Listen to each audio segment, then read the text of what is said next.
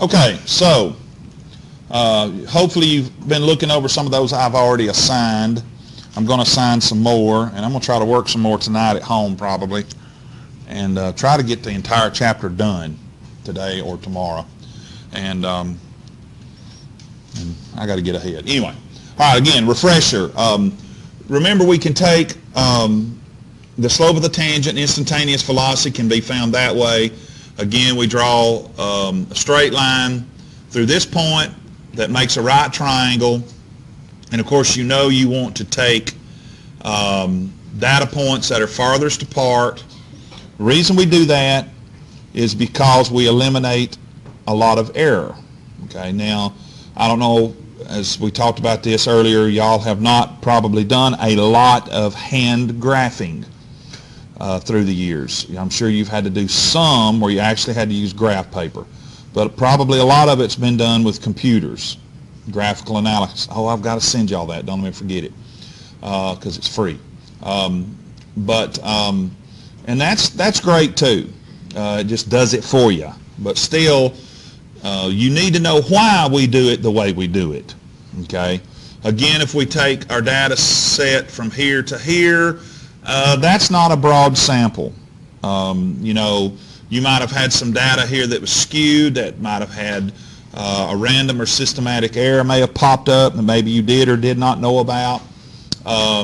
You know, you never just go with 3 data sets and say, okay, we're going to do we're going to base our calculations off of 3 data points. I mean, that's just like committing physics suicide. I mean, you just don't do that, okay? You always take a very large, as many as you can, within the realm of your collecting. I mean, now you don't take points beyond that, like if, you know, you're done with the, you know, it's run its course and then what it does after that. Well, of course, those are not going to be real points because if the meter's still running, it's going to pick up whatever's moving, okay? And you'll see what I'm talking about when we start using motion sensors and stuff. So that's why we do that, to eliminate as much error as possible, okay? But you got to remember something about calculations. And physics especially, and even in chemistry, you got to remember something, that when you're doing stuff in the lab, when you're actually measuring and taking data, you got to realize something, that you're not always going to get exactly, you're not going to get exact. You're not going to get, you know, because most of the equipment we have does not measure that close. Okay, you got to realize that. So your calculations may be maybe 5.62, and you measure it to be 5.6. Okay, okay, we're close enough. We're within the realm of negligible error. Okay, and that's something you as still sophomores now. You know, you're going to start getting into your meaty stuff when you get up to the university level. You need to realize that. You know, you're going to, as long as you're close within negligible error, or what's acceptable error, then you're okay. And, you know, a lot of times your professors will tell you that, well, we'll accept 5% error or whatever, or 10% error. That's getting kind of out there. We don't, I don't know about 10%, but usually 5% and less, okay? So, again, and that all goes to do with collecting data and graphing, okay? All right. But you got to know how to interpret and read graphs. Now, looking at this x versus time graph, this distance versus time graph. Okay, now remember, what is distance versus time? What does distance versus time, Well, how do we calculate velocity? Remember, velocity average was what? It was the change in displacement versus the change in time, right? So when I look at this right here, what does this tell me? What does this tell me when it goes flat right there? Well, they go ahead and tell you what it is. They tell you that velocity, it's already telling you what it is. They tell you that velocity is what? 0. Yeah. Okay. And does that make physical sense? Well, look at your data. Notice that x is not changing. It has flattened out. Okay. But what about right here? What kind of slope are you going to have? You're going to have a positive slope because y2 is greater than y1, and so is x2 greater than x1. And so what will velocity be doing there? we'll have positive velocity. And let me ask you something. If I plot distance versus time, now, I may just very well stick some graphs on there, conceptual questions, and ask you, what is velocity doing? Okay? And we plot something like that right there. What does that tell me about velocity? It's constant. Very good. Okay? It's constant velocity. And how would we plot that on a velocity versus time graph? Very good. Velocity versus time would be a straight line. Not at zero. Okay? Notice I'm not at zero. What about acceleration? Now, we really hadn't gotten into acceleration yet, but I'm going to go ahead and mention it. Acceleration is rate of changing velocity.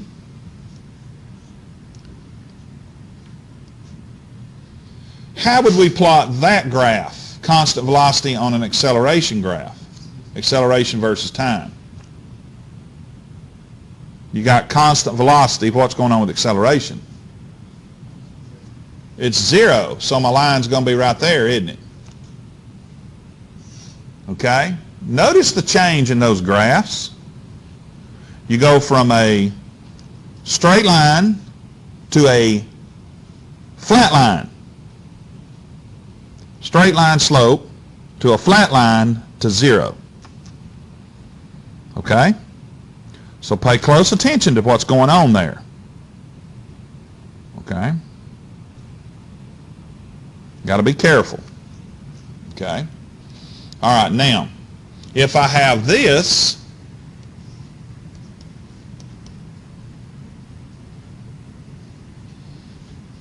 now that's x versus time. A curve, what does that tell you about velocity? It's gradually doing what? Increasing. And that's what we saw in our free fall data, right? Until we did what with time? We squared the time, and when we squared the time, then what did we see? A straight line, right? And that told us something is constant. Okay? We had meters versus seconds squared, which is acceleration. Okay, so you can express acceleration with a distance graph, but it has to be distance versus time squared. So watch your axis. Watch what you're looking at. Boy, I gotta say that word carefully. Watch your axis. Okay, gotta be careful. All right. Okay. I have let words sleep. Oh Lord. Anyway. Okay. And those 8th graders never let me forget it. All right, yeah. Talking about schist rocks one time. Yeah, and passing around, we were looking at them, and boy, and I was a-going, and yeah, okay. And they were listening. I didn't think they were, but they were. Okay, all right. So watch what we are plotting, okay? All right, now, again, these motion diagrams, I think these are self-explanatory. I don't really probably need to even show you this slide, but there it is. It's in your PowerPoint, so you can go back if you're still not sure about how to decipher motion. Again, if you have positive velocity going in the positive x direction, it is increasing. Now notice you can be over in the negative x, but yet still have positive velocity. Well, if you have positive velocity, but you're in the negative x, you've got to be heading toward the positive x direction. I mean, that's just common sense, okay? All right. But notice right here what happens. And, of course, notice right here when you stop. You're going to hear problems say like when the object comes to rest or when the object stops. Okay, you got to realize something. When it stops, okay, or when it reaches maximum speed, okay, those are other words. But when it comes to a stop, you no longer have velocity, you no longer have acceleration. When it reaches maximum speed, however, maximum speed is what? Is another way of saying what kind of speed? All right, you set your cruise control. to, I don't know, 70 miles an hour, and you're doing 60. Okay?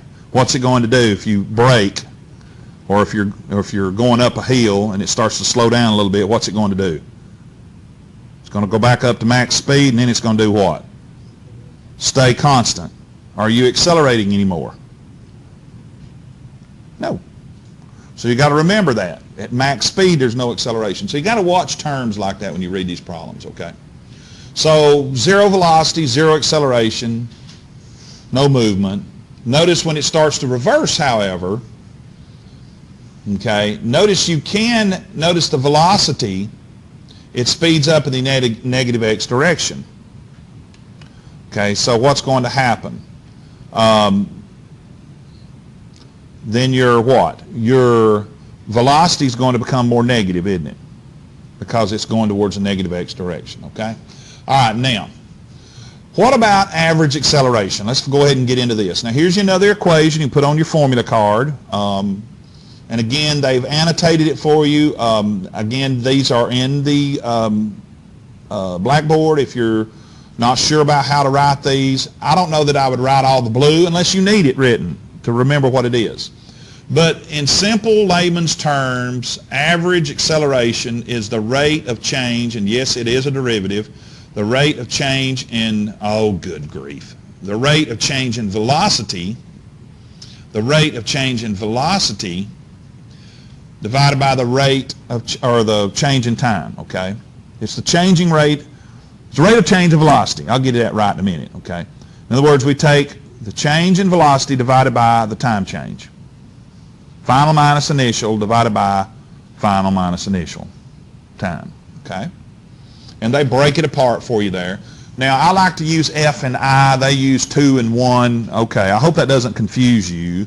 You know, some books use, like, some will write it this way. They'll break it apart like this, minus V naught. I don't like using the naught. I'd rather do it 2 and 1, or I like to say VF minus VI, final minus initial, okay, divided by T final minus T initial, okay? Okay. That's the way I like to write it. So this is how I like to write it. I like to write it this way. Now you write it however you want to do it. All right. I like to write it VF minus VI over TF minus TI. That's the way I like to write it. Okay, now you write it that way, whatever. If you want to use the naught, fine, okay? Either way, okay? Just all depends on how you like to write it. You know, different authors like to do it a different way. But it doesn't change a thing, okay? Maybe it, I hope it doesn't confuse you, but anyway. You need to know there's more than one way to skin a cat, all right? Meow, meow, meow. All right, okay? Poor kitty, all right? Okay. Now, so let's look at instantaneous acceleration. Okay, well, we know that instantaneous velocity is what?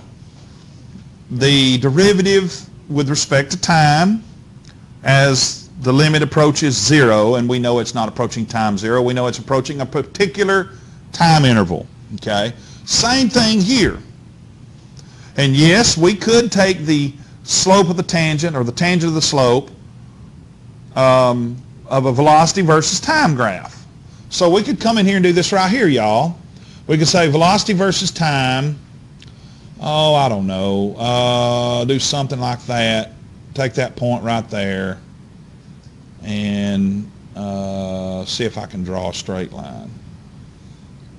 And take the slope of that line, okay, and find the instantaneous acceleration algebraically. Okay, we do the same thing. All right. Same thing here that we do it, except it's velocity versus time instead of distance versus time. All right? Okay. Everybody good? Now, I know some of you are saying, well, let's do some problems with this. Well, we're going to. We're going to. Okay, and again, here are the signs. Now, notice it's a little bit different. Positive and increasing, getting more positive. Now, notice, all right, if if the x velocity is going up, going more positive, then it's moving in the x direction and speeding up. However, positive and decreasing, getting less positive. Negative particle is moving in the x direction but slowing down. So, in other words, you can have acceleration you can have the particle moving in the positive direction, but remember, if it's slowing down, you have what kind of acceleration? All right, I'm driving down the road and I come up on a stop sign. I hit my brakes, right? Well, I'm still moving forward, but I'm slowing down. So what's causing me to slow down? Negative acceleration, right? So we're decreasing in velocity, but we're still moving in the positive x direction, okay? Negative and increasing, I think that's self-explanatory, y'all, okay? But what about negative and decreasing? All right, same thing applies. If I'm negative and decreasing, then that means my acceleration is in the opposite direction. In other words, it's decelerating, but it's decelerating in the positive direction. Oh, dear Lord. In other words, it's just going in the opposite direction. Okay? Okay. So again, this is just basically taking that x versus time when we're talking about velocity. Now we're talking about velocity versus, or distance versus velocity as opposed to velocity versus acceleration. Okay? That's all it did. Okay? All right. You can't, just remember though, you can have positive velocity and negative acceleration and still be going in the positive x direction. Just don't forget that. Okay? Now, how do we find average acceleration? Again, take the slope. You can actually do this. Well, no, that's for velocity. I was going to say to find average velocity. You can. There's two ways you can find average acceleration. You can do the slope of this line. Okay. Or if you have the function and you do the acceleration as a limit, oh good grief, as the limit approaches 0 or a given time interval, and it's what, dv over dt? Okay. So if you know the function for this point and you know the function for that point, you can do the derivative for each one and then do what? To find the average. How do you find an average? If I were to give you 5 grades and say, what is your average? How would you find it? Okay. If I give you 2 points and give you the function and say, okay, here's the function, take the derivative, boom, all right, and then say it's velocity with respect to velocity function, and then you take the derivative, first order derivative velocity is acceleration, right? Remember that from calculus. Now, you ought to know that from calculus, okay? All right. Okay. And then I say at time interval 2 and 5 seconds.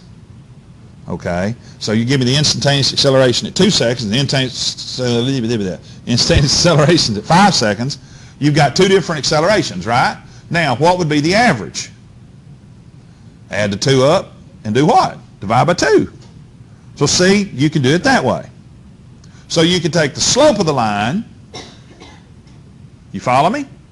Or if you have a function, do the instant and the 2 different time intervals, do the instantaneous acceleration for each one, and then take an average of the 2.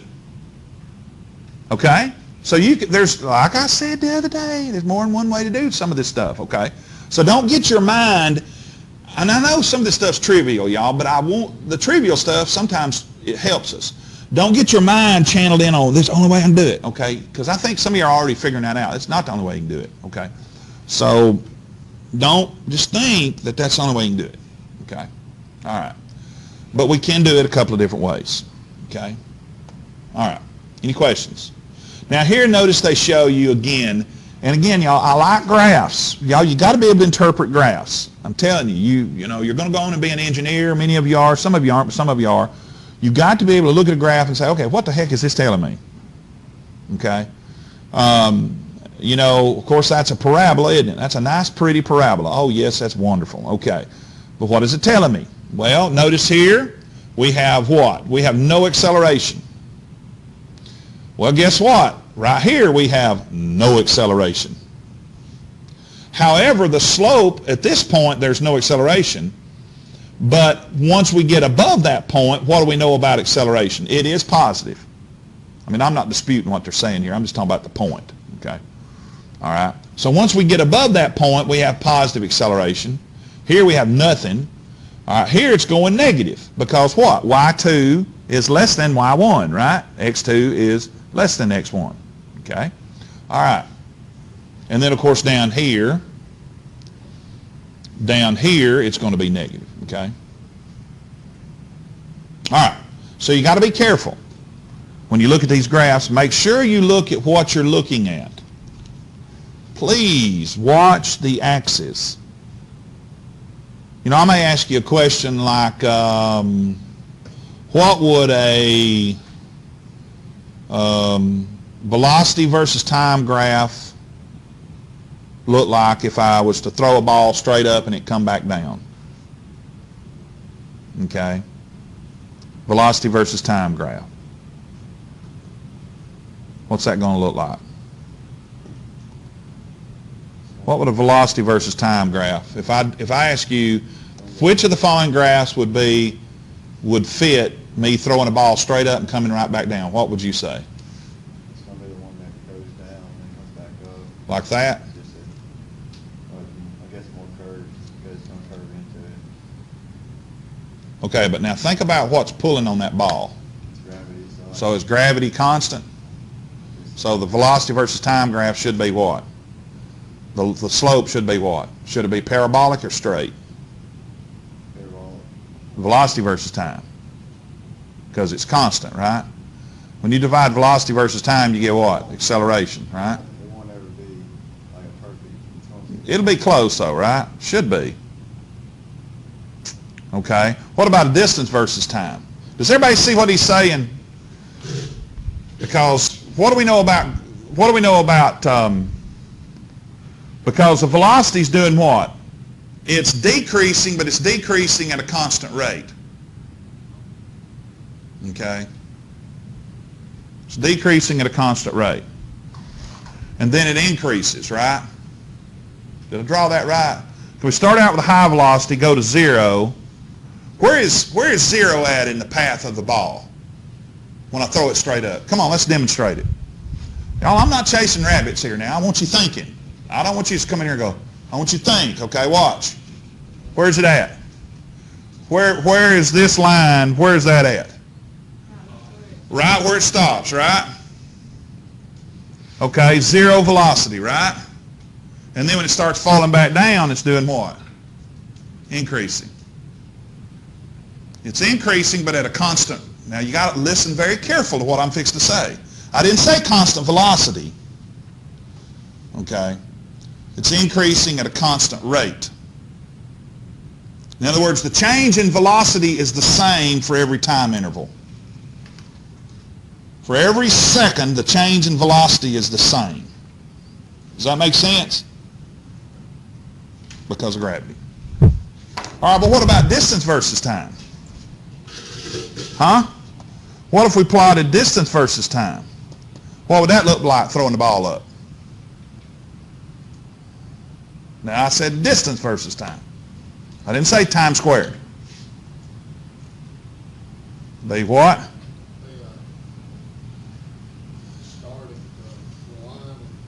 The parabola. Very good. It's going to look something like that right there, isn't it? Now, y'all, I'm telling you, I'm not blowing smoke and killing time. This is test stuff, okay? You need to be able to think, okay? Because I may ask you, well, I'm going to, all right? Okay? So watch it. Goes up, so distance is changing, goes to maximum distance, doesn't it? Starts out at zero. Where are we at? Zero. And then it comes back to what? Zero. Okay. Big difference in those two graphs. Big difference. Okay? So don't let it trick you. Okay? This is for, and I'm kind of getting ahead of myself, but that's okay. We hadn't gotten to free fall yet, but anyway, we're talking about it now. There'll probably be some slides showing it, but still, it goes along with acceleration, okay? All right. Okay, I'm not going to go over that. Again, we've already talked about that. Now, look right here. Here they talk about looking at velocity versus time graphs. They actually have got distance versus time. Okay. Negative velocity, positive acceleration. Okay. Motion diagrams. Again, we've already talked about this. I don't talk about that more. But what about motion with constant acceleration? Okay, notice how if you have constant acceleration, notice what's happening to the velocity. It's increasing, but notice my vector arrow. Notice this part of the arrow right here. Notice it, look, if it's constant, notice the acceleration arrow is the same, but notice what happened to this arrow from here to here. It did what? Did it double? It doubled, didn't it? Well, look right here. It tripled, didn't it, from that one? From the original, from time zero, right? Or time. Well, look, what about here? It's 4 times the original, right? So do you understand, and y'all, I know some of y'all think, why are we talking about, look, come on, guys. This gets us, okay? And that's why I want to make sure you understand it. With anytime you have constant, whether it's velocity, acceleration, constant force, you got to realize something, that whatever the variable is, it's constant, stays the same. However, the variable that is changing will increase with every time interval by that amount. So if acceleration, for example, is 2 meters per second, that means every second, 2 meters per second squared, that means for every second that passes, that elapses, the velocity is going to increase by that value. Okay? From 2 to 4 to 6 to 8 to 10. You follow me? That's why you don't get on top of a building and jump off. Because every second of fall, you're increasing, your velocity is doubling. Boom.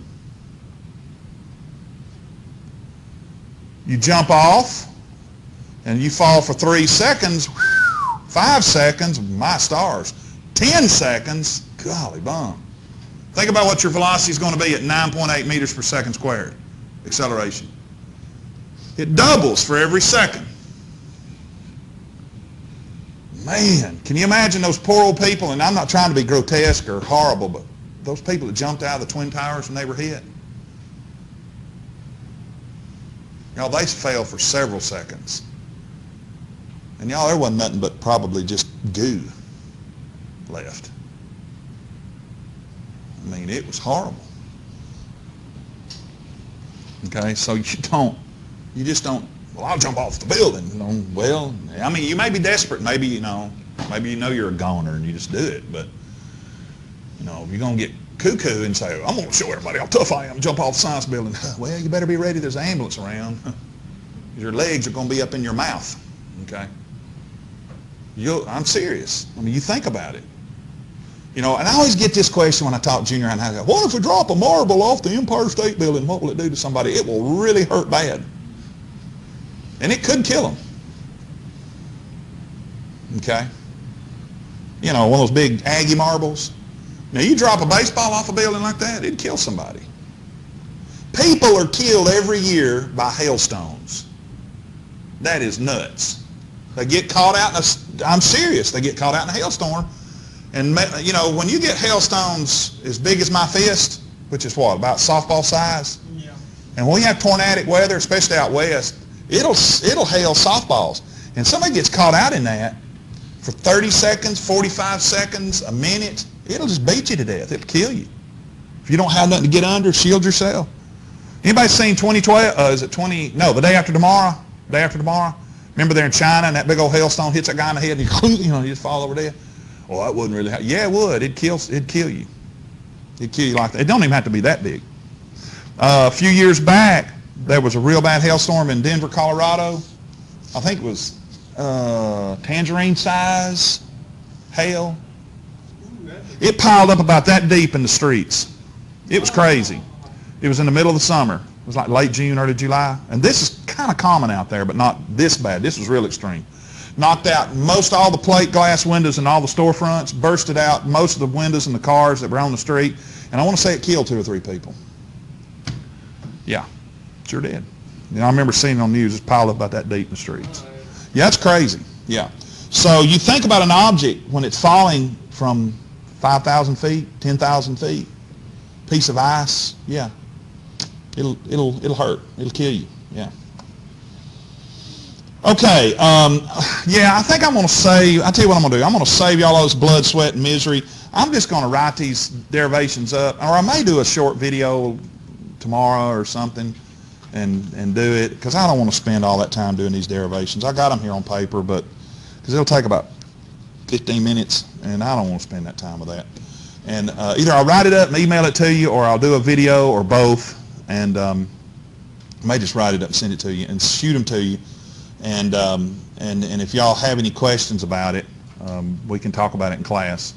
And I may just write it up and then pull it up on a PowerPoint here on a, you know, what I do, and just talk real quick about it, because I don't want to spend all that time doing those derivations. How we get to kinematics, okay? All right, let's move on. All right, here's our kinematic equations, okay? You need to know equations, okay?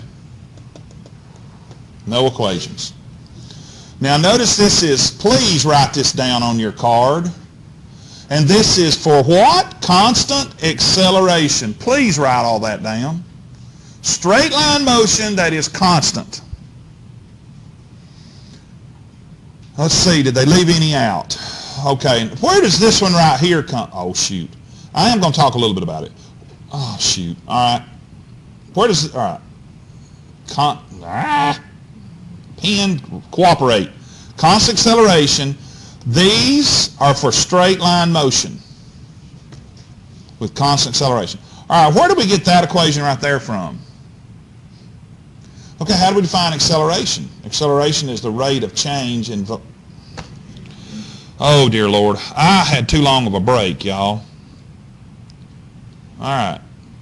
Velocity over time. Okay, well, break that apart, y'all. Velocity is what? V final minus V initial over, I'm just going to write time. We know it's changing time, but we're going to write time. Okay, well, solve for V final. Solve for V final. When you solve for V final, you get that right there. That's where it come from. It just came from the acceleration equation, average acceleration equation. This one here, and this one here comes from graphical derivation, algebra, and that's what I'm going to show you, algebraically.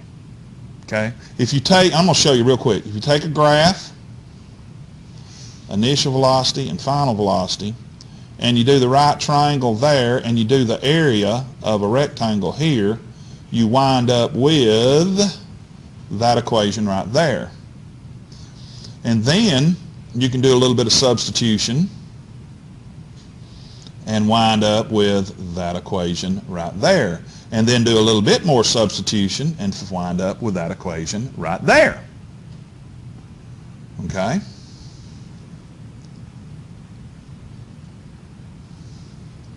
Okay? Now, these are very useful, and you do need to know them. Okay? You do need to know these equations. You will use them a lot. Seems like there's one that is missing. Okay, we're going to go with those. This one right here, let me show you this. We use this one a lot. We use this one a lot. But we use them all. Notice, what do you notice about this equation right here that's different from the others?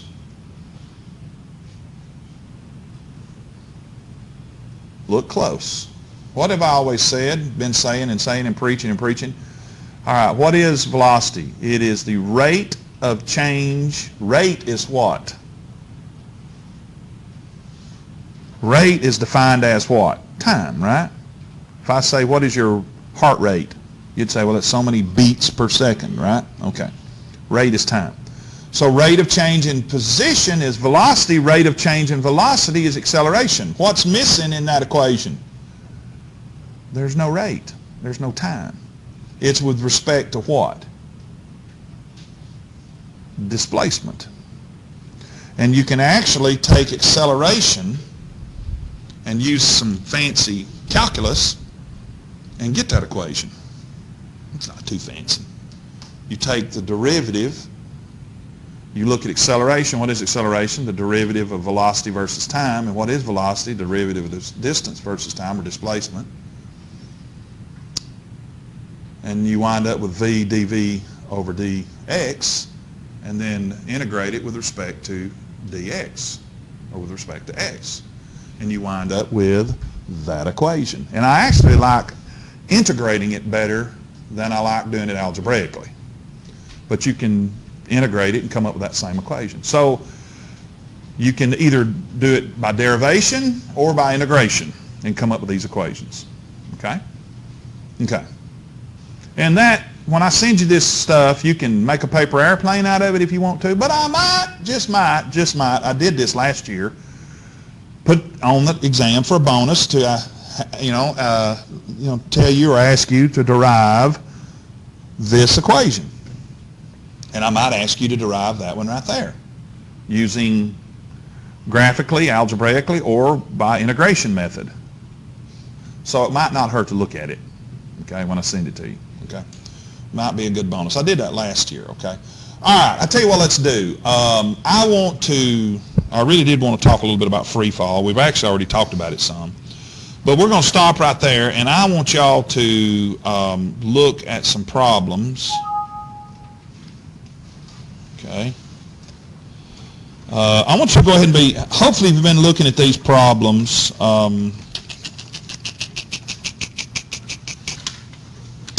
I think I told you to mark these problems, did I not? Let me pull up a PowerPoint. Actually, I'm going to pull up a new one. Hopefully you've already been looking over some of these. All right. All right.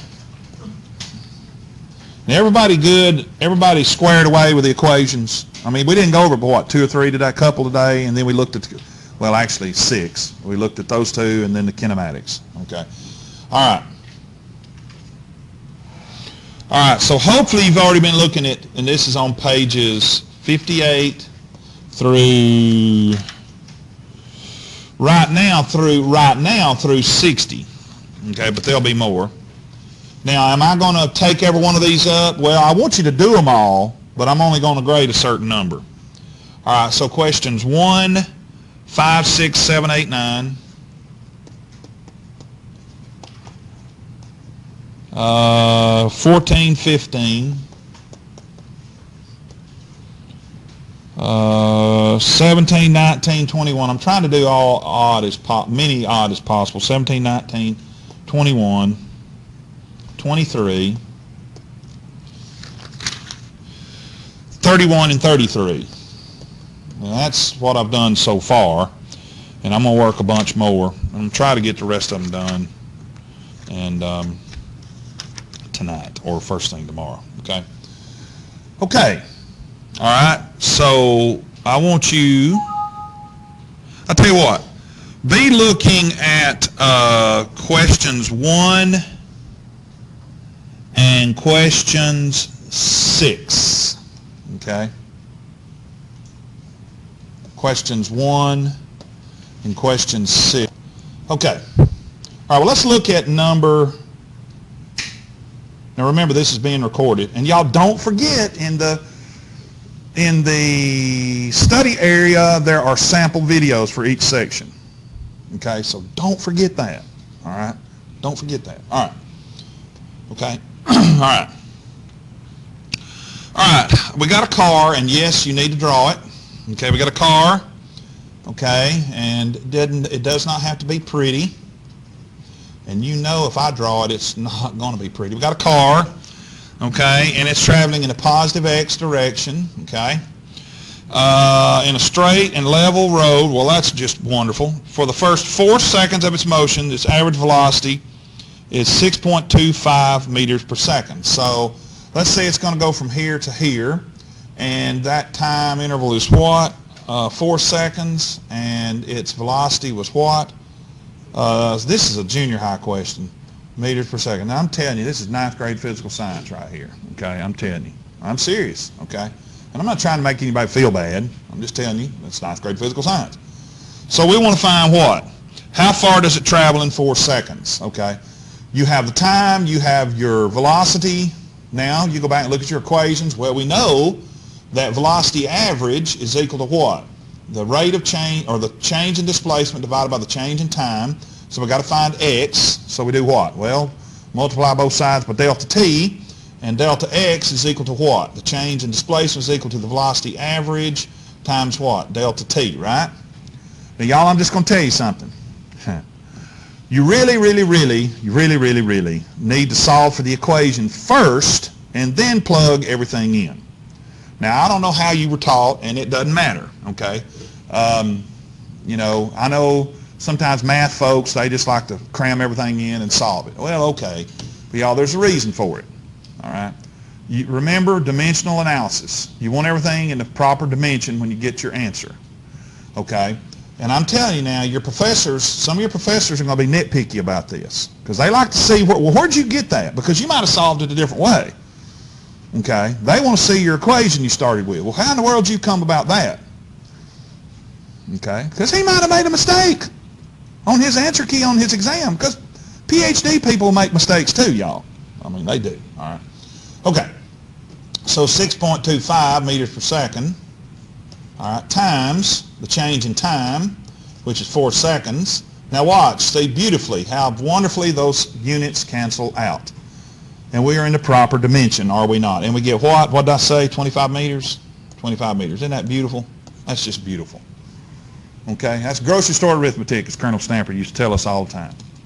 And we'd look at him like, huh? All right. Not on a problem like that, but he'd pick out us. He'd say, oh, that's grocery store arithmetic. What are y'all worried about? Okay, and then sometimes he'd tell us we need to go back to the 3rd floor, which was the math floor at Martin Hall back then, because we didn't know our math. And that made us feel real good. Of course, he was halfway kidding, but anyway. All right, number 6. Did anybody get number 6? All right, we got Honda Civic travels in a straight line along the road. Okay, there's that silly car again. All right, precious children, we draw it. Okay, and it's going on a straight line path. And yes, we can say it's going in a positive x direction. There's your y. Okay, make you feel better. All right, and it says that the car's distance x from a stop sign is given as a function of time by the equation. All right, so our equation, x with respect to t, is equal to alpha t squared, all of the Greek alphabet, minus beta t what? Cubed. Okay, cubed. There we go. All right, precious children, and it says what? It says that alpha is what? 1.5 meters per second squared, and beta is what? And you always write everything down. Oh, good grief. Yeah. Okay, I wrote it right. 0. Boy, these glasses are messing with me, y'all. All right, I'm not going to write all those other zeros. Meters per second cubed. Okay, all right. Calculate the average velocity of the car for each time interval. Okay, so we got to do what? So A says we got to do what? Velocity average for what? Time 0 to time 2 seconds. So time 0 to 2 seconds, time 2 seconds, right? That's A. Let's do A. All right. Okie dokie. All right then. So let's plug and chug. Now it says calculate the what? Average velocity for the car. Right? All right. So notice it's given us x. It didn't say instantaneous velocity. Now don't let that stump you. Oh, we got a derivative. We got to take a derivative. It did not say instantaneous. It said average. Okay. All right, well, we got an x, so x is equal to what? Well, alpha is what? 1.5 meters per second squared times what? Time is 0, isn't it? Well, guess what? Minus 0.05 meters per second cubed, and that's what? 0. So guess what? At time 0 it is. X at time 0 is 0, right? Okay. All right. But now, what about at time 2 seconds? All right. Well, we take x at time 2 seconds is equal to, well, plug it in. We got 1.5 meters per second squared times 2 seconds minus, and that was cubed right there, and this was squared, wasn't it? Yeah. Y'all don't let me get lost here on my math now. I'm gonna leave a square or something off. Meters per second cubed times what? 2 cubed. And so what do we wind up for x at time 2 seconds? 5.6? Y'all are probably already done with this problem, aren't you? 5.6 meters? Okay. So what's the average velocity for that time interval? Okay, well, velocity average is equal to delta x over delta t.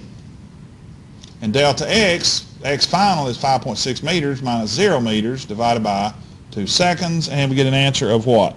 2.8 meters per second? Because look what happens right here on your seconds. That becomes cubed, so seconds cancel out, seconds cubes cancel out, that becomes squared, seconds squared cancel out, and you're left with meters, which is what you're supposed to be left with. Okay? All right, everybody good? All right, now, do I need to do B? You do B exactly the same way, except you plug in what? Time, golly, wiggle. All right, now, time 0 in 4 seconds, and we get, what did we get for B? 5.2 meters per second? Did everybody get an answer of 5.2 meters per second? Goodness gracious, boy. Huh?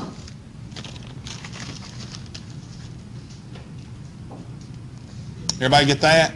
And then for C, what is it? You do the exact same thing. You plug it in for time what? 2 seconds to 4 seconds. And we get an answer of 7.6 meters per second. Everybody agree? Okay? Now that wasn't hard. Okay?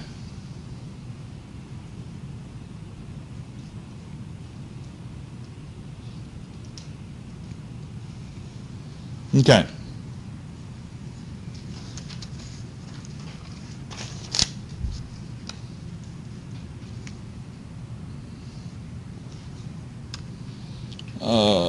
Yeah.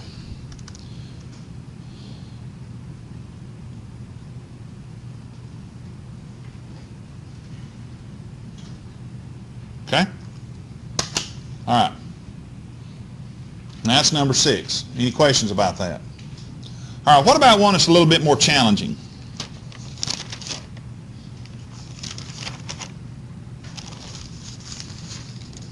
Let's see, what was number 14? Number 14, no. Ooh, yeah, number 15. What about number 15?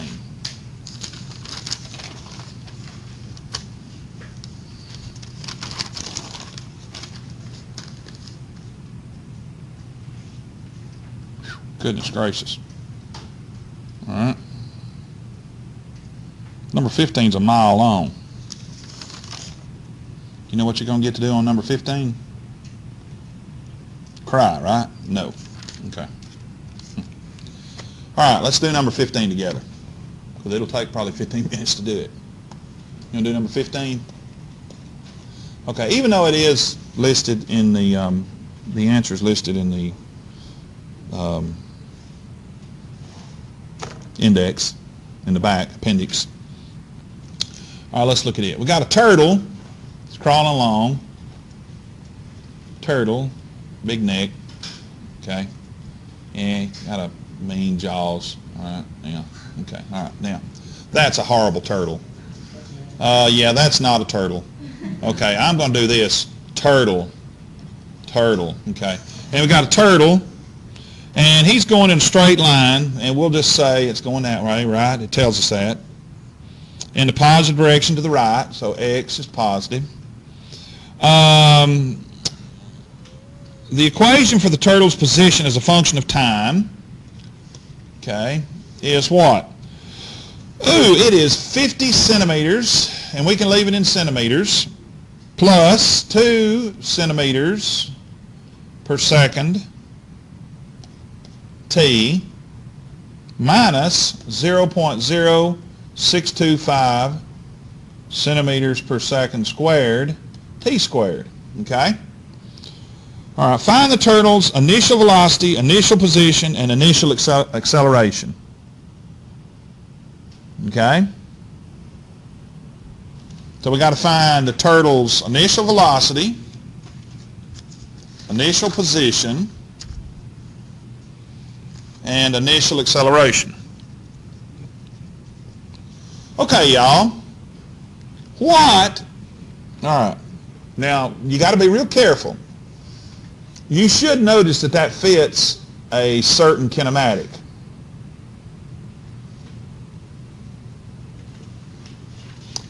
All right, let's learn these kinematics. X final is equal to X initial plus VIT plus, I know that says negative, but we're not going to flip out over that right now, 1/2 AT squared.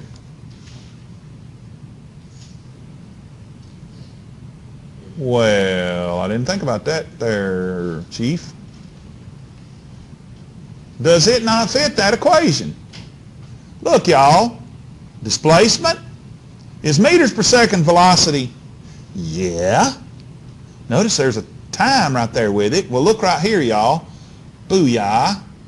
Booyah. And look right here. Oh, no, wait a minute. What is 1/2? Where's it at? Okay, that means that number right there is half of the acceleration, what it should be. The number given is half of the acceleration. La, la, la, la, la. So what are my initial values?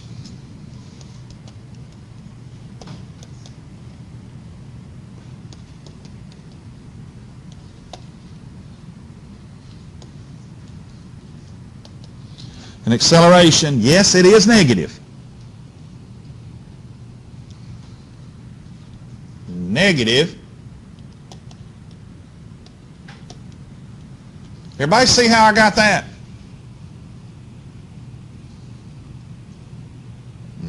You got me worried. All right, I'm telling y'all, learn these kinematics. You ought to be able to just regurgitate them just without even looking. Okay? All right? Look. Displacement. How do I know it's displacement? It's only centimeters. Velocity. How do I know it's velocity? It's only centimeters per second. Acceleration. How do I know it's acceleration? Because it's centimeters per second squared, and it's with t squared. And it fits that kinematic right there perfectly. Beautifully. Boom. Okay? And yes, it is negative. Everybody see that negative? All right. So that's that. Now that's the easy part. Okie dokie. All right, now what? At what time is the velocity of the turtle 0?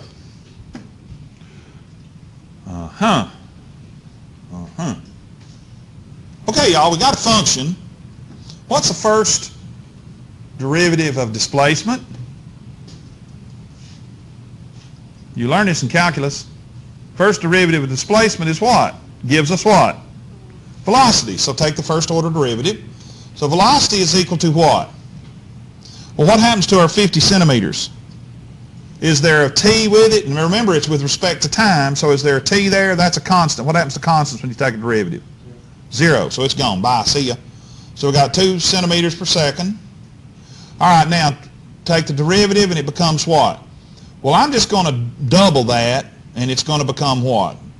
It's going to become minus, now remember, you double what's in the parentheses, right? Okay? Or you say, well, you don't double it, you say 2 times that. You don't square it. You know that. And it becomes what? 0.125 centimeters per second squared. Well, I probably should have done it this way. Oh, what am I doing? Erase, crazy. All right, there we go. There we go. T, right? Okay. Now, how in the world are we going to find the time when the velocity is 0?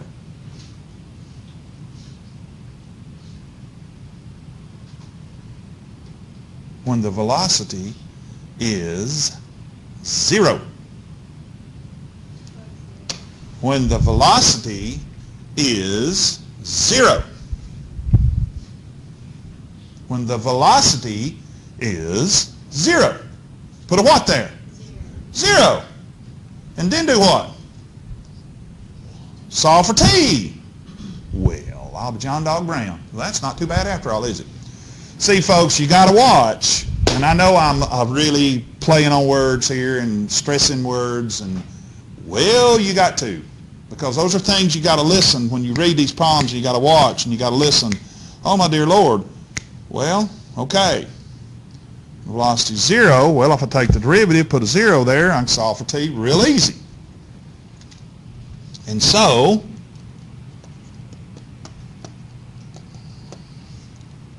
I'm going to take the parentheses away. Well, let me go ahead and do it. I'll just leave it there for right now. 125 centimeters per second squared. T, and then solve for t, and t is what? Let's see, that becomes negative 2 centimeters per second over negative, oh, isn't it beautiful when the math works? See, some of y'all wondering about that negative, weren't you? And you get what? 16 seconds. Yeah, 16 seconds. Notice the negatives cancel out. You cannot have negative time, folks. Okay, we can't go back in time. Can't go backwards. If you get negative time, you did something wrong. Okay? Okay. All right? All right, that's part. What part was that? B? That was B. All right. See, this is not bad, is it? Huh? Oh, me. All right. Okay, C. Oh, me. Let's see. How long after starting does it take the turtle to return to his starting point? Okay. All right. So we start at 50 centimeters. Then that means we got to do what? We got to come back to 50, right? Right. Okay, so that means final is going to be 50, isn't it? Okay? Okay. Now, there's a couple of different ways you could do this. But this is how I'm going to do it. All right, so take your function, and you got 50 centimeters is equal to, the final is 50, the initial was 50, plus 2 centimeters per second. I'm going to put the t in parentheses. Is that okay? Minus 0.0625 t squared, right? Did I leave anything off? No. Okay. All right, y'all. Let's solve for t. Oh, but Mr. Shields, you've got a t and you got a t squared. You've got to do the quadratic. Well, you can. You can. On this one, you can do it 2 ways. You can use a quadratic equation, or, all right, Let's start simplifying all this. Let's get like terms. Let's get like terms together. Well, if I subtract 50 from both sides, I get what? I get 0 is equal to what? 2 centimeters per second t minus 0.0625 centimeters. Now, you might not want to do it this way. Well, whatever. T squared. Okay. All right, now, let's get our t on the other side. And, okay, let's subtract 2 centimeters per second t from both sides, and we get what? So we get negative 2 centimeters per second t is equal to negative 0.0625 centimeters per second squared t, and of course it is negative. Then let's divide both sides by t.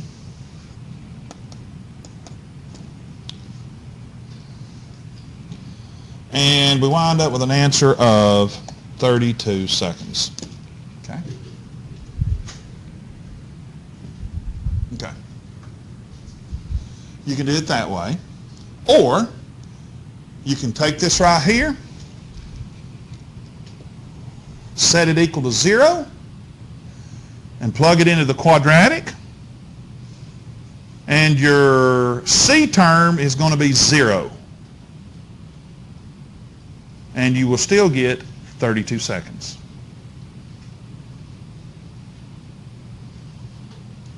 Okay? I chose that way because I don't like the quadratic. It worked on that one, but you will have to do quadratic on some. Okay? So if you don't remember the quadratic equation, write it on your formula card. Okay? Put it on there. Okay. All right. Any questions on that? Now, let's think about this. Does that make physical sense? Okay. If it took 16 seconds to go to its stopping point, how many seconds do you think it's going to take to come back to its starting point? 16. So that's how I know I'm right. Does that make sense?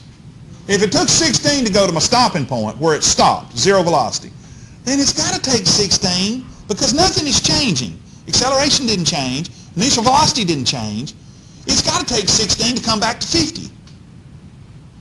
So just double it. Well, now, can I do that on a test? No, you got to show your work. But seriously, though, I want you thinking physically like that. Think, all right, okay, if it took 16 to go to stop, nothing changes, then it's got to take 16 to come back.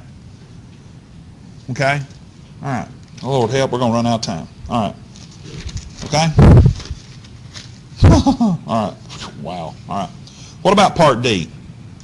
Are you going to give us a problem like this on the test? Not with this many parts, probably, because it'd take too long. But with at least one part or two. Okay. All right, look at D. D really makes us think. At what time is the turtle's distance 10 centimeters from the starting point? What is the velocity, magnitude, direction of the turtle at each of those times? Okay. Okay, so we started at what? 50. All right. So if I add 10 centimeters to 50, what do I get? 60. Okay, well, let's do that. So 60 centimeters. Now remember, I'm taking that original function is equal to 50 centimeters, that's initial, plus 2 centimeters per second time minus 0.0625 centimeters per second squared, t squared. Right? There it is. Boom. Plug it in. All right, now, notice it asks for time. Oh me, Mr. Shields, we got a t here and a t squared there. How in the world am I going to solve for time? I got all these variables and I got all this out here and it's looking crazy. Okay, let's set it equal to 0 and use a quadratic. Okay, so let's do that. So if we can do it one of two ways. We can, well, if we set it equal to 0, we have to subtract 60 from both sides, right? So minus 60 and minus 60, that winds up being what? 0 is equal to what? Negative 10 centimeters plus 2 centimeters T minus, and I'm going to go ahead and write it out, 625 centimeters per second T squared. All right, now let's flip it over and let's get our A, B, and C terms. Because what's my A term? The T squared, right? So let's flip it over and multiply through by -1. Can I do that all in one stroke, or do I need to do it 2 strokes? If I do that, will y'all freak out? So flip it over and put my A term first instead of last and multiply by -1. Why am I going to multiply by -1? Well, because it works out better if your A term is always positive. Your A term needs to be positive. Right? Quadratic, A term needs to be positive. Okay, well, let's do that. So flip it over and multiply through by -1. I'll go ahead and write it in. Keep everybody happy. Of course, this 0 out here, multiply 1 times 0. Come on, y'all, that's 0. You know that. All right, so that becomes what? And we go ahead and write it in because I don't want to, it's 0, 625 centimeters per second squared, T squared. I'm not going to put it in yet. Let's see, plus 2. And that's what? Minus 10. All right, now multiply through by -1 and you get everything's positive. 625. It works out beautifully. Okay, I promise. Okay, T squared minus 2 centimeters per second T, there's my B term, plus 10 centimeters, right? Everybody good?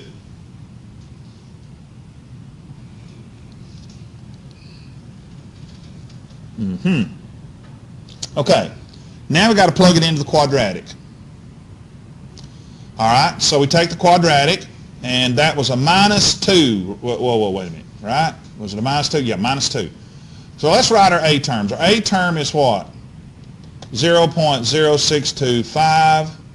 Don't worry about the units. We know it's going to be in seconds. The B term was what? -2.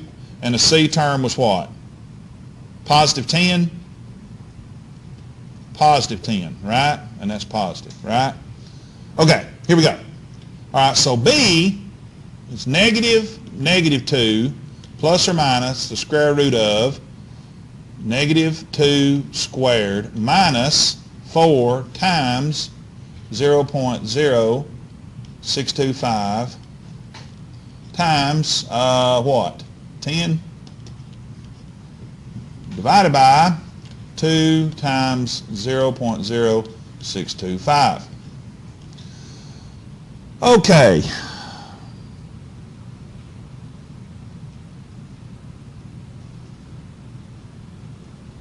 All right, when you do all this crazy math, of course, this number becomes 4. That number right there becomes 2.5, and it's minus 2.5. So let's get it to this point. So we got 2 plus or minus the square root of 1.5 over, and that's all over, 0.125. Okay.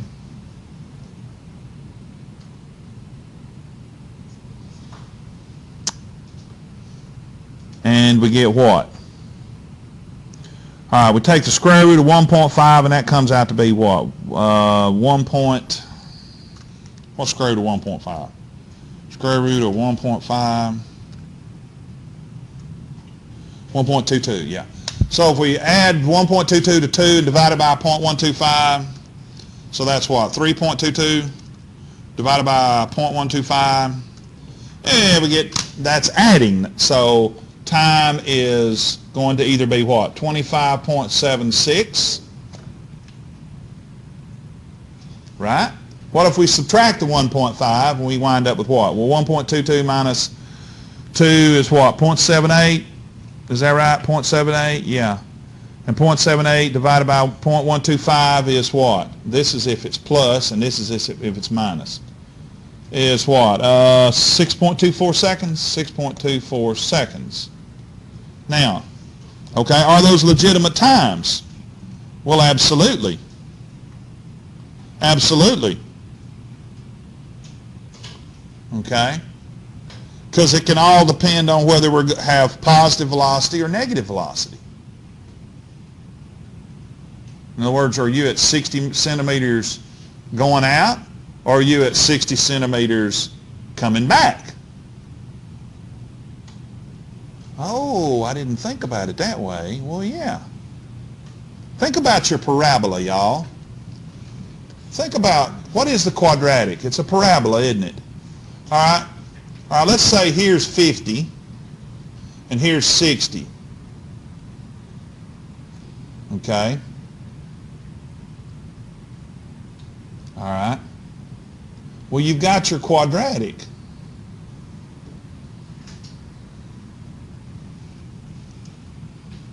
All right.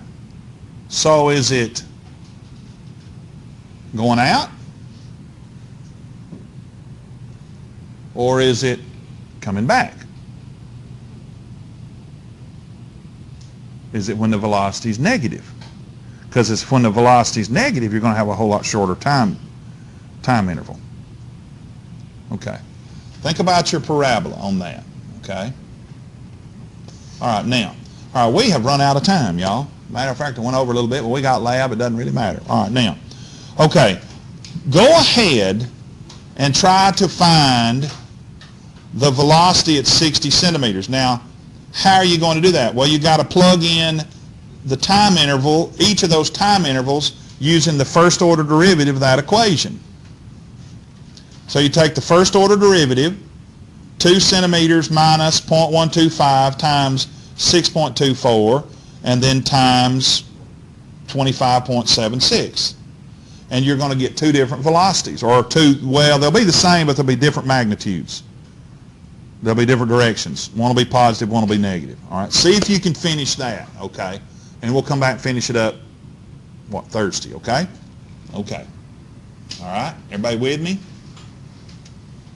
Okay, I hope. Where's it at? Show, keep.